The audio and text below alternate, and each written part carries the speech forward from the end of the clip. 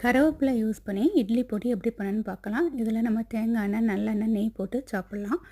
இதில் ஃபஸ்ட்டு கருவேப்பிலையை நல்லா நம்ம க்ளீன் பண்ணி எடுக்கணும். ஒவ்வொரு லீவ்ஸாக பார்த்து சிலப்போ பூச்சி இருக்கும். அதை நல்லா க்ளீன் பண்ணி எடுத்துகிட்டு தண்ணியில் நல்லா கழுகி தண்ணியெல்லாம் ட்ரெயின் பண்ண வைக்கணும். 1 கப்பு உளுந்தம்பருப்பு, 1 ஸ்பூன் ஜீரகம், 1 வத்தல், நல்ல மிளகு கொஞ்சம் எடுத்து, 1/2 கப்பு கடலைப்பருப்பு எடுத்து நல்லா ப்ரௌன் ஆட்டு அதை வறுக்கணும். நல்லா ப்ரௌனாக கொஞ்சம் வறுந்ததுக்கப்புறம் கொஞ்சம் புளி, கொஞ்சம் பூண்டு, கல்லுப்பும் போட்டுட்டு அதை நல்லா ப்ரௌனாக வறுத்துட்டு அதை வந்து ஒரு பிளேட்டில் வந்து ட்ரான்ஸ்ஃபர் பண்ணிடணும். அப்புறம் அதே பேனில் கருவேப்பிலை நல்லா தண்ணியெல்லாம் ட்ரெயினாக இருக்கிற கருவேப்பிலை எடுத்து போட்டு நல்லா கிறிஸ்பாட்டு நம்ம மொறுன்னு இப்படி இருக்கிற மாதிரி அதை வந்து ஃப்ரை பண்ணி எடுக்கணும்.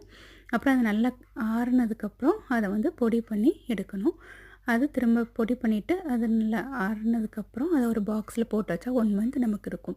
அதை வந்து இட்லி, தோசைக்கு நம்ம இதில் எண்ணெய் போட்டு சாப்பிட்லாம். தேங்க்யூ.